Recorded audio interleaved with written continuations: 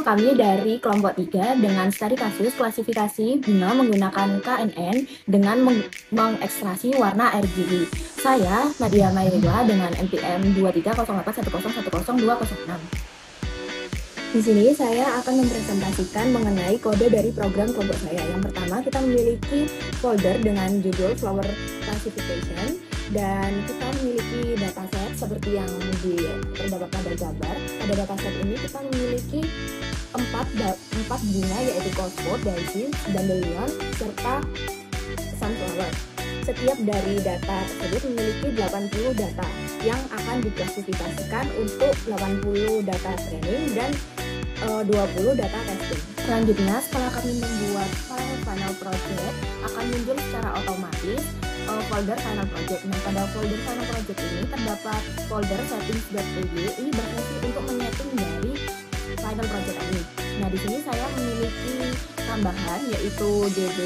DB ini berfungsi agar data tersebut dapat dikelola.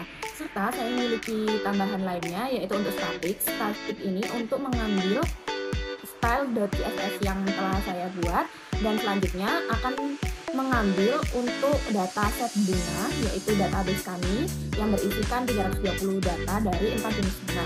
Kemudian kami memiliki beberapa fitur yang mengharuskan untuk menambahkan folder baru jika Anda belum punya folder tersebut seperti sekarang, yaitu input data gambar. Selanjutnya, pada file urls.py pada final project ini berisikan untuk mengambil link-link dari flower data atau database kami dan melakukan debug jika kami baru memulai agar dapat mengambil database kami. Selanjutnya, terdapat folder flower app. Flower app berfungsi untuk controller dari program kami.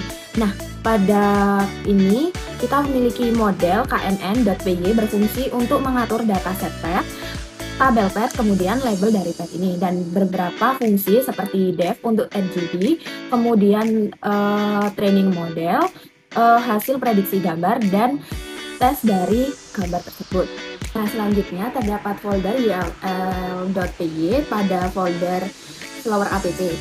Folder ini berfungsi untuk URL dari navbar utama kami yang terletak di atas dari div kontainer kami. Nah, pada navbar kami memiliki 4 navbar, yaitu index.html, dataset.html, testing.html, serta klasifikasi.html. Nah, selanjutnya terdapat file viewers.py yang berada di dalam folder flower.py. Pada ini kita memiliki fungsi utama, yaitu controller utama kami. Yang pertama memiliki fungsi untuk distract color atau extra color RGB, red, green, blue. Untuk yang pertama kita akan menormalisasikan red, green, blue, neon, standar deviasi, scale, serta entropi dari gambar tersebut. Nah, selanjutnya terdapat fungsi def entropy. Def entropy ini berfungsi untuk menghitung entropi dari setiap gambar. Selanjutnya, untuk fungsi home. Pada fungsi home ini merupakan hanya untuk return dari index.html, karena pada index saya tidak memiliki function apapun. Selanjutnya yaitu fungsi dataset request. Fungsi ini berfungsi untuk memanggil data testing untuk menghitung menggunakan extract RGB color, dan gambar akan ditampilkan sesuai dengan hasil RGB-nya. Selanjutnya kita memiliki folder statics dan folder template. Pada folder statis berisikan folder untuk image dari CSS, dan CSS-nya untuk template berfungsi untuk file-file dari HTML. Yang pertama, pada base HTML ini berfungsi untuk body, head, dan akhiran dari kontainer kami. Nah, di sini memuat untuk navbar yang berada di sticky atas. Selanjutnya pada folder index.html, index ini mengambil blok ekstrak dari base, kemudian mengambil ekstrak CSS dari index.css.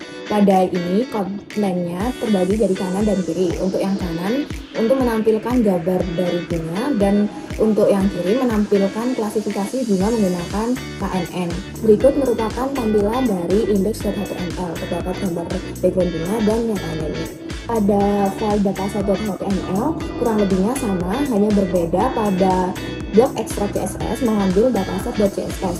Selanjutnya akan dibagi menjadi kanan dan kiri. Untuk yang kiri akan menampilkan background dari bunga tersebut. Terdapat navbar untuk bunga Colescott, Daisy, Dandelion, dan Sunflower.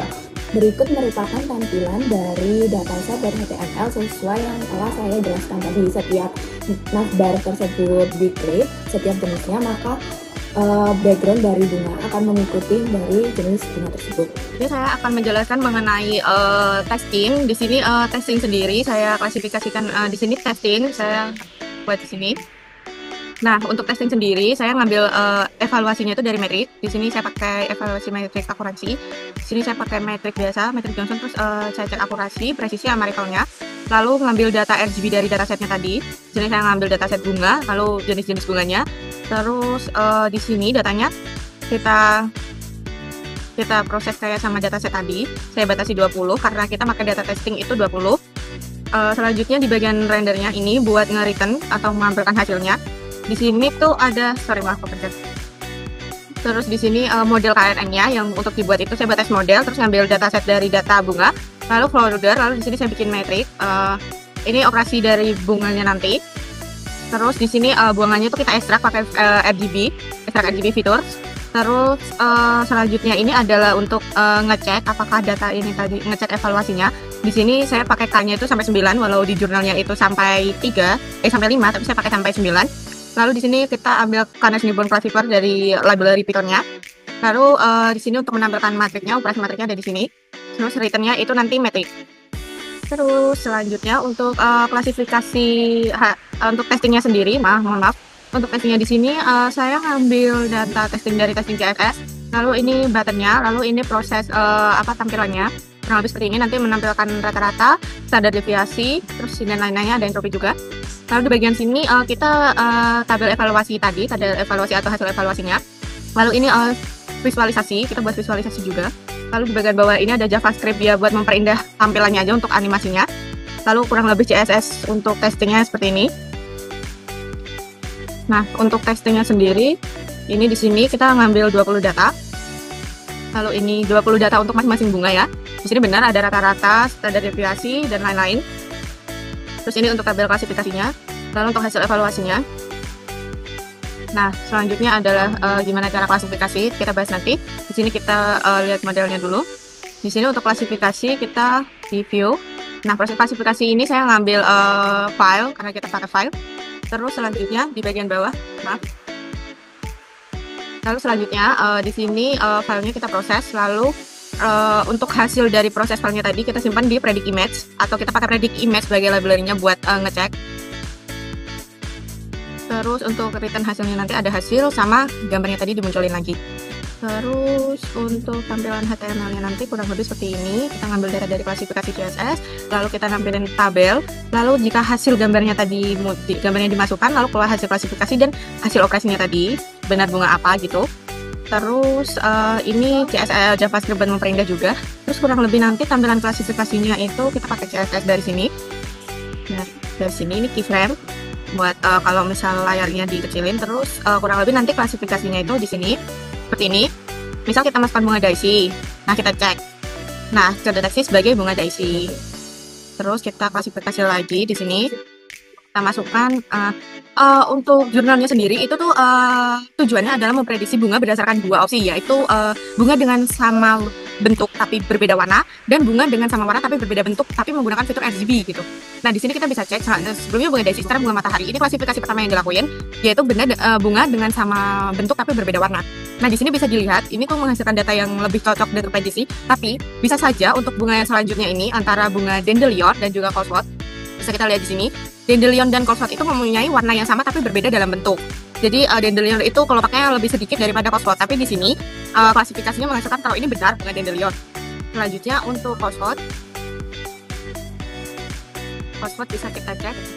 Nah, ini benar menghasilkan bunga Colescott, tapi dari hasil perhitungan KNN itu hasilnya menghasilkan kalau bunga Sunflower dengan bunga Daisy itu lebih tinggi hasil akurasinya dibanding dengan bunga Colescott dan Dandelion, karena secara dapat disimpulkan kalau sebenarnya KNN dan RGB ini lebih cocok atau mendukung klasifikasi dengan sebuah benda atau bunga dengan bentuk yang sama tapi berbeda warna daripada bunga dengan bentuk yang berbeda tapi warna hampir mirip. Sekian untuk presentasi hari ini. Bila ada salah lebihnya saya mohon maaf.